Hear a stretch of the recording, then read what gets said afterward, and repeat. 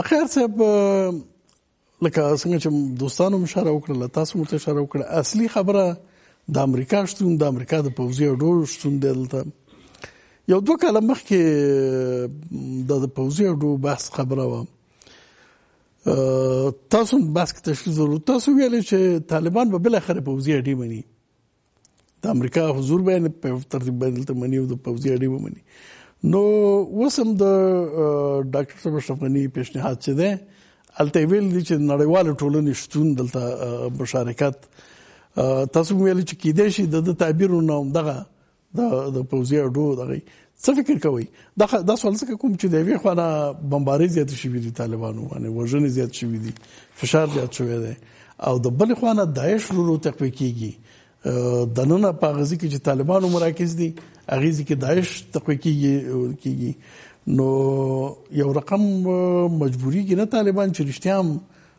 ومني د شرایط د پوځي اډې ومني او یو ترتیب جوړ حاضر شي ځکه امریکایان افغانستان ته راځنوتي دي او په پوره قوت راځنوتي دي او د پراخ استراتیژي او د پراخ هدف لپاره راځنوتي دي دوی بدیل کې دوامدار شتون غوړي د دې جغرافیې نه د سیمې هیوادونو په څیر راخسته ده او د دې د ژاندار د نقطې په توګه استفاده کوي د دوی سره تفاهم یا د دوی سره مفاهمه د په دوه صورتو کې دي شي یا د دوی د شر نه د ځان ژغورنه په دوه صورتو کې دي شي ما په باور یا په قوي زور سره چې په څوک باندې دوی مجبور کړي شي چې د افغانستان ووځي چې په د اوسنۍ شرایطو کې ماته دا کار سخت بریښي خدای ته سخت نه ده اسانه ده خو کدی ته انتظار باسو چې دومره د خبره اسباب پیدا شي ورته نو کدی شي دا جګړه څو نسمه ته وغځيږي چې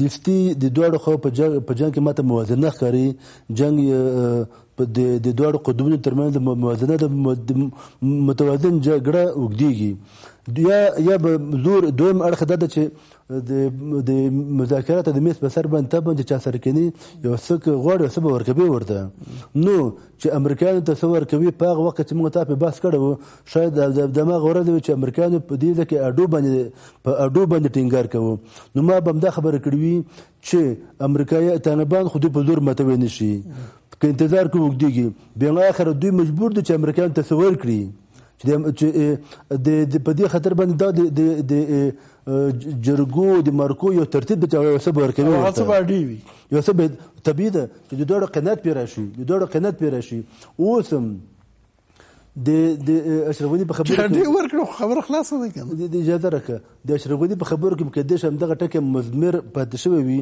او دا خبره هم چې کړه د چې هر ډول تفسیر په تعبیر ته کېدی شي هم دغه ټکه ده اوس که طالبان د امریکایانو سره خبرو ته کینی نو مجبور دي چې یو څه ورکوي ورته انعطاف به کوي کمپرومایز به کوي د کمپرومایز پرته دا موضوع اواریږي نو حکومت خو موږ تاسو په خبر یو واقع ده چې بې واکه ده نه د امریکایانو په سرنوشت خبرې کوي شي نه په اډو خبرې کوي شي دا د بندیانو موضوع ده د طالبانو د تعذیرات موضوع تور نس موضوع د امریکایانو پرتم کیږي دا سمه ده چې دا کار امریکایانو کړی دی خو دا د منګورو ملتونو د امنیت د شورا په پریکړه سره شوی دی 15 هیوادونه چې ویټو حق لري هغې کې چین روس هم ده چین او روسان دواړو د طالبانو طرفداران دي کوم چې افغان حکومت په حکمتیار صاحب باندې د تعذیراتو د تور نست خبره پورته کړه نو روسانو د دستور ته طالبان رامخته کړه چې دوی هم افغانان دي او د چین او روس نه پرته تر ډېر حده پر فرانسه دا هم د امریکا د موقف نه تاییدوي که چیرې داسې که موضوع راځي د امریکایانو نه پرته دوی په دې اړه په تور زما چې طالبان ته د شرایطو د منلو وړ کې دې شرایطو کې د پوځي اډو شتون وي نو طالبان مني دا خبره ما درته وایم چې طالبان په هیڅ ترتیب دا خبره نه مني یو خبره محکمه چې منی نه غواړو د خبره واضح کو طالبان نه هیڅ ترتیب باندې دا کوم خبره چې ډاکټر صاحب اشرف غنی کړی دي سره د بیا انعطاف پکشته د بخاب نسبت عاطفه پکشته خو افغانستان د عواطف ځای نه ده د دې عاطفه موږ ګورو یو ځنګ مخکې په طالبانو باندې په قرار دغه کو چې راشه خبرې کو تفاهم کو به قید شرط کو او هیڅ نه شرط قیود نه لرو. وړاندې باندې میز کې موږ تاسو څارنه شرایط وړاندې کړي وو چې د دوی نرمي ښکارونه، خو څو ورځې وروسته چې په صدارت چارې کې پیښه وشوه د ټرمپ په دریځ کې تغییر راغی، د ډاکټر اشرف غني په دریځ کې هماغسې تغییر راغی. د هغې په تعقیب سره او په دومره ټینګار او غوسې سره د طالبانو باندې سره د جنګ خبره وکړه چې نږدې وه چې د ډېرې غوسې نه یو بل کیفیت سره مخ شي. خو نن چې بیا د امریکا په نظر کې تغییر راغی، د دوی په نظر کې بیا تغییر راغی. دغسې عاطفي برخورد باید ونه شي. د طالبانو سره په ستونزه کې باید موقف واضح وي، صریح وي او دغه متزنزن او متردد نه وي. یو موقف باید اختیار شي چې نړۍ په دې پوه شي چې موږ تاسو په دې پوه شو، طالبان بربادي واضح موقف دی. وایي پوځي امریکا نه وځي دلته چې نه وځي، خو موقف واضح دی که نه؟ نو چې نه وځي خو د هغې موقف هم واضح دی، د طالبانو موقف هم واضح دی. جنګ ادامه ده، جنګ نتیجه ده چې افغانستان به ورانېږي، افغانان به وژل کېږي. صحیح، بالکل. نو وحیدي صاحب چې جنګ ادامه ده خبره دی وځي نه او د نو وتلو صورت کې طالبان جنگ ته ادامه ورکوي، بیا د دې پیشنهادونو د دې غونډې کابل پروسې او د دې قصو هدف څه دی؟ دا څه قصه روانه ده؟ عامه ذهنیت ته باید یو ځواب وویل شي. په امریکا کې په نړیواله کچه په افغانستان کې نه، ځکه ټول د سولې غوښتنه کوي عام خلک، هغوی خو دغه څه نه دي خبر چې د هغه لپاره جګړه روانه ده یا پټو اهدافو نه دي خبر. زه فکر کوم دغه ډول کنفرانسونه تر ډېره همدغه هڅو ته ځواب دی. بل د کابل پروسه چې یو شی واضح شي، په مسکو کې د یو ناستې یو لړۍ پیل شوه چې هغه امریکایانو پکې ګډون ونه کړ، افغانستان حکومت لومړی ګډون ونه کړ، بیا یې ژمنه وکړه چې پلاوی ورلیږي، لوړپوړی کس به ورلیږي، وروسته هغه هم ډېر یو عادي کس یې ورولېږو. د هغه پروسې د چلنجولو لپاره هم دغه هڅه له هغه نه وروسته پیل شوه. یعنی دا د کابل پروسه چې دا د مسکو د پروسې د شنډولو یو کوشش دی. نو بیا دا پیشنهادونه هم په همدې سوي سړی وګورو، دا ټول همداسې مسله. زه یو خبره کوم، دغه ملا برادر په پاکستان کې چې نیول شوی، بیا وروسته افغانستان حکومت غوښتنه کوله چې یې وسپارئ. دغه خبرو په لړ کې بالاخره یوه زمینه برابره شوه چې د افغانستان یو پلاوی لاړ شي له ملا برادر سره په زندان کې وګوري. دغه پلاوی د یو غړي نقلي قول دی چې موږ کله چې ملا برادر کتلو په زندان کې، وایي چې معلومېدله چې ډېر څه شی ورکړي چې خبرې ونه شي کړلی، یا اسرائیل د خوا نه یا د پاکستان د پوځ له خوا نه. وایي موږ خبرې اوږدې کړي، خپلې خبرې وکړې، آخر کې داسې نه ویل، آخر کې فقط یوه خبره وکړه چې دا نه کېږي، کومه بله لاره وګورئ، موږ یو ځای غلام یو، تاسو دوه ځای. یعنې هغه مشران هم دا شی درکوي، هغه ویل چې موږ یو ځای غلام یو، تاسو دوه ځای. چې وخت اشاره شمال ټلوالې ته وه چې تاسو هلته هم یې، د امریکایانو هم یې، کوم خپلواک دریځ نه لرئ. او دا خو مې منله چې موږ یو ځای، یعنی دا خبر خو یې کړې وه چې هغه ته اړتیا ده. دا مهمه خبره ده. په دې اساس لږ واقع بینانه، یعنې د افغانستان ستونزې ته لږ د واقعي نظر نه کتل پکار دي. څوک ویلی شي چې امریکا په نړۍ کې چېرته سوله کړې؟ هېڅ مثال نشته. ښه کوي یې سوله، څنګه یې کوي؟ سوله داسې کوي چې ته به راځې د ده غوښتنې به، یعنې معنا ستا شی نه مني، ته به راځې د ده پښو ته به رلوېږي. هیڅ مثال نه لري چې امریکا د امنیتي تړون شرایط چې دي. بالکل، دا اوس د حکمتیار صاحب ښه مثال دی. تاسو وګورئ حکمتیار صاحب ته څه شی ورکړل؟ یو شی دی دا وایي چې حکمتیار صاحب ته دغه شی ورکړي. نو بندیان خو ټول 2-3 کاله زندان محکوم شي و، په طبیعي شکل خوشي کېدل، دا کوم لویه مسله نه ده. نو که د بندیانو مسله وای، حکمتیار صاحب ولې جنګ کولو؟ خو د فر به سر نه بندي کېدل، د کم وخت به یې نه تېرول. اصلي مسله چې هغه څه ته چې حکمتیار صاحب غیر مشروع او په اصطلاح د په وینا غیر اسلامي حکومت ویل، خو شته تر هغه په خطرناک حالت کې دی چې دی اوس هغه حکومت چې د وخت د ړنګولو خبر که اوس خپله غېږ ته تراوي چې څوک یې ړنګ نه کړي. د امریکایي ځواکونو د حضور مسله وه، پخوا غیر قانوني و، ټولې نړۍ نه منله، افغانستان نه منله، اوس خو یو سند ورته ورکړی. وحیدي صاحب نور ځواکونه طالبانو سره مقایسه کېدی هم نه شي. نور ځواکونه، زه یو مثال وایم، جنګ لاس کې دی. نور مثال وایم، یعنې په نړۍ کې چېرته امریکایانو داسې سوله نه ده کړې. بل شی چې سوی تفاهم ونه شي، امریکایان افغانستان کې د اډو باسې مهم نه دی، یعنې اډې اصلي هدف اډې نه دی. اډې چې څه دپاره غواړي هغه مثلا جنګ دوام دی، که نه اډې خو په ازبکستان کې هم درلودلې، یعنې اډې مهم بحث نه دی. اوس که طالبان راشي اډې ومني، جنګ نه ختمېږي. څه شی مهم دی؟ د جنګ دوام او هغه تضمین دی. اډې نه دی، اډې د جنګ د دوام وسیله ده. د جنگ دوام بحث د امریکایانو لپاره مهم دی. په دې اساس موږ چې څو اصلي ستونزه درک کړو اوس که په کابل کې نظر دا وي چې ټرمپ ټویټ کوي موږ ورسره بدلیږو په دې شکل نه سوله شته هسې ځان سره دا مهمه خبره ده که ټرمپ ټویټ کوي او د کابل نظر بدلیږي نو بیا د کابل پیشنهاد هغه وخت او هغه حیثیت څه پاتې کیږي. هغه خو مخکې خبره وکړه زه په تکرار دا خبره کوم چې څه چې طالبان وایي چې یو طرفه باس نه څه چې طالبان وایي څه چې د افغانستان کې حکومت وایي دا اصلي خبره نه ده. د طالبانو حکومت دواړه د یو بل چا سیوري دي. اصلي خبره د جسم په کار ده. صحیح اصلي مسله هغه ده. په دې اساس زاغ خبره سره بالکل موافق یم چې قاضي صاحب اشاره وکړه یو دریم حرکت ته اړتیا ده. دریم حرکت به څنګه وي څه ډول به وي کوم قوت به وي دا ډېر مهم او اساسي بحث دی مګر له شک پرته دریم قوت په کار دی. اوس خو مسله دا ده قاضي صاحب وایي چې درېمګړي ته باید اختیار وسپارل شي خو اختیار لري نه دوی نو چې څوک اختیار لري نه ته به شی وسپاري. دریم قوت او د منځګړي ترمنځ تفاوت شته. دریم قوت خو بل شی ده خپل خبره په زور در باندې مني او منځګړی چې دی هغه خو د منځګړي یعنی تاسو نوم ورته زه فقط واړم وایم چې دریم د منځګړي په ځای دریم قوت بحث کوم. د اختیار مسله خو نه دوی اختیار لري نه طالبان نو څه شی به تاسو وسپاري. صحیح نه طالبان اختیار لري نه حکومت نو تاسو به کوم اختیار خپل وسپاري. د درېمګړي قوت په کار دی درېمګړي افغانان د یو قرباني په توګه د یو داسې ملت په توګه چې موږ هر ورځ وژل کېږو د وحشت سره مخ یو په یو نوم او په بل نوم دواړو طرفو ته کې بیخي د جګړې په لیکو کې خو زموږ وروڼه او زموږ افغانان دي بل کورنۍ غړي دي نو د نجات لپاره خپل څه کوو.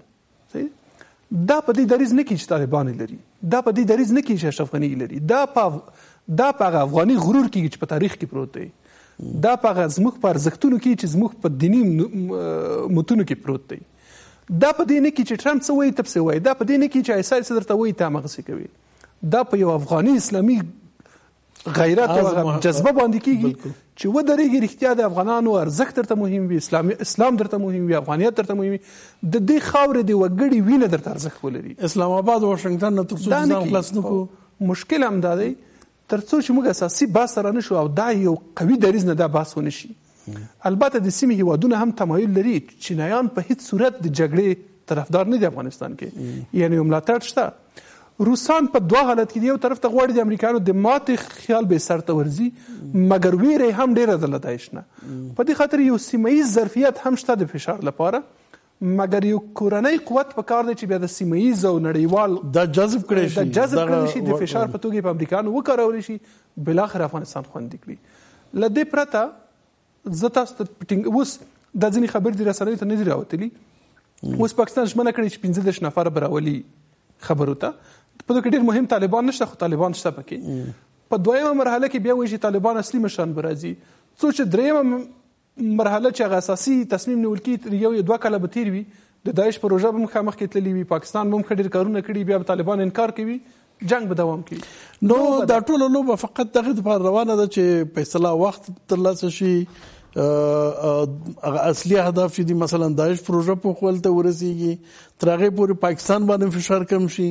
بله دغه شین پاکستان وکړي چې هغه یو څه کوي مګر واقعیت دا دی چې څه نه کوي یوازې هغه خپل بفر زون یا هغه په اصطلاح هغه د قبایلو نه د پښتونخوا نه را انتقالوي د افغانستان یو لوی برخه ته چې دا به د عقبي جبهې په توګه کارول کیږي او بلاخره ډاکټر صاحب اشرف غني چې وایي چې پاکستان سره زازره مو چې د پخوانی څخه خبرې چې دی په دې ټولو چلی پاره کاګو او برته سر نه سره خبرې وکړو دا نو په حقیقت کوم دا نوې فرصت دی چې موږ پاکستان ته ورکړو. هم دغه مسله ګوري د اوس امریکایانو د نن خبر د امریکایانو پاکستان ته $111 میلیون ورکړي $112 میلیون پوهیږي دا پیسې په څه لګول کیږي دا په سیمې خاردار لګول کیږي په ډیورنډ کرښه باندې دا په تحقیق په تاسیساتو لګول کیږي په ډیورنډ کرښه باندې بيخي واضح د خبرې شوې دي نو چې ته امریکا لګیا د ستا هغه فیصله په سره کرښه د پاکستان سره معامله کې کیسه روانه ده او ته چوپ یې لګیا په کابل کې وای طالب ته پاسپورت ورکړ دا ټول خبرې دروغ دي دا خو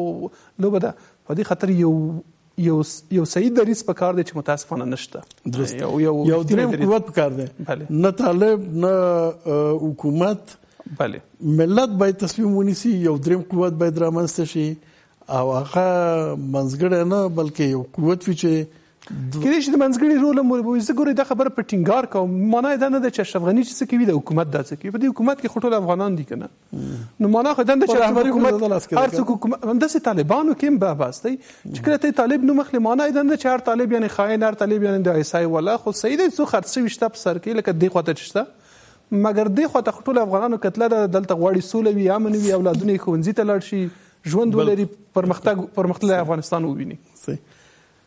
پوهان صاحب ستاسو هدف منځګړی او که دریم قوت و؟ ځکه منځګړی او دریم قوت سره فرق لري. زه داسې دغه لرم چې دغه قرباني چې هره ورځ ورکوو موږ د حد اقل امکان نه باید استفاده وکړو او بیرته هغه اساسي خبرې ته لاړ شو چې هغه دریم قوت دی. دریم قوت ملت دی. ملت هم هغه ملت دی چې هره ورځ قرباني ورکوي. خو زه چې کله د منځګړیتوب خبره کوم، دغه یو فرصت دی چې یو ټول ولس خو یو واره نشي راجګېدلی. یو تعداد افغانان چې په یو خدمت کې نوي استقلال او ټول وضعیت د دوی مخکینی او اوسنی او آینده پیشبیني کېږي چې دغه افغانان رښتیا د دغه قرباني شوي برخې نمایندګي کولی شي. دغه د منځګړیتوب په حد کې اقدام وکړي او د دوی پسې هغه زور د خپل ملت دی، څو هغه زور پسې نه وي، بیا تاسو پوهېږئ چې سوله په وزر هم نه راځي، په زارۍ هم نه راځي، په ننوات هم نه راځي. اوس د دغه منځګړیتوب سره بیا دغه قوت شته، دا قوت ورسره شته چې هغه قرباني شوي ملت برخه ده. دې کې زما غوښتنه د هغه مشرانو نه چې په دې رابطه باندې یو څه ناڅه دغه لري، جدي غوښتنه دا ده چې دوی دپاره ناسته نوره ګناه ده. چپ پاتې کېدل دوی دپاره چپ کېناستل ګناه ده. دوی باید په دې رابطه باندې قاطعانه تصامیم ولري. زه نه وایم چې دوی د جنګ ډګر ته راوځي. جنګ خو روان دی، د حکومت ترمنځ روان دی او د طالب ترمنځ روان دی. دا یو شکلي شی چې په سیاسي موافقتنامې رامنځته شوی، هغه وخت هم تېر شوی، نو دا دې راوپرځي. نه دا هم نه وایم، ځکه چې بیخي حکومت نه یم، دا بیا مظلوم ملت لای پسې دغه کېږي. اما دا غوښتنه زه کوم چې راځئ په یو دغه باندې ټول دغه کسان چې دا قرباني دي دا راټول شي، خاصتا د دوی په منځ کې چې سیاسي کسان دي، دانشمندان دي، علما دي، دا که په متخصصینو کې دي، که په ځوانانو کې دي، که په هره برخه کې دي، دوی سره د یوې خبرې خاوندان شي.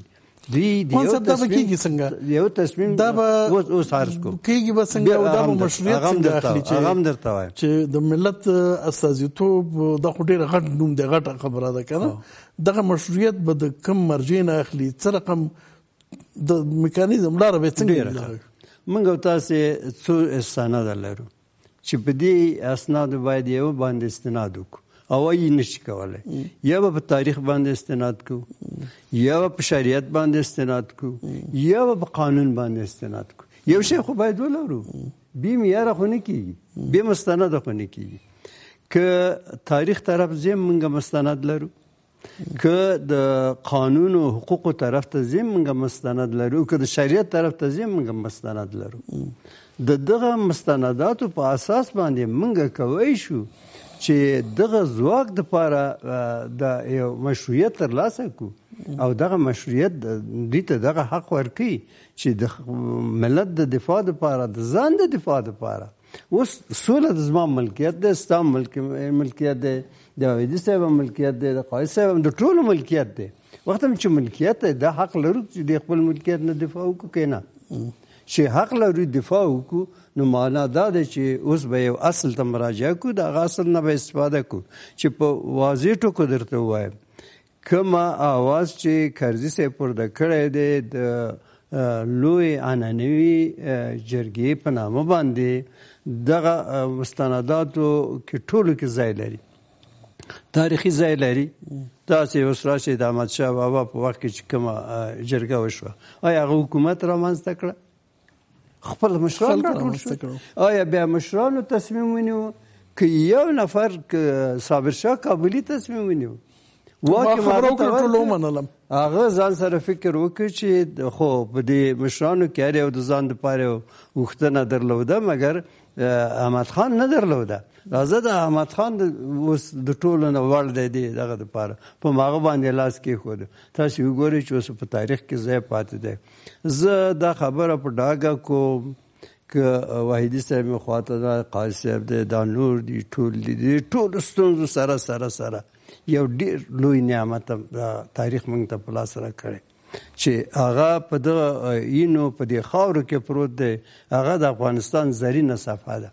دا صفحه که دغه نسل راجګه کړه او د تاریخ په صفحو کې کېښودله تر ابده به دا ملت یې نه مشکوري، یعنی ملت باید افتخار به پې کوي. ملت باید تصمیم ونیسي، یو دریم قوت منځته شي، هغه نو مشروعیت که لویه جرګه یا که بل څه دغه نه به اخلي، خو ملت باید بتفاوته پاتې نه شي او حکومت او طالب د دې وړ نه دی چې سوله وکړي. قطعا نه طالب اجنډا لري د سولې دپاره، نه حکومت اجنډا لري د سولې دپاره، نه د خارجي پروژې چې تاسې یې نه دا یوه نه ده. دغه موږ تاسې ډېرې ولیدې یو د بل پسې چې په اسلام آباد کې هم جوړ شوي، دلته هم جوړ شوي، په روسیه کې هم جوړ شوي، په منځنۍ اسیا ملکونو کې په هر ځای کې دا جوړې شوي، په کابل کې هم دغه دی، دا دویمه وه.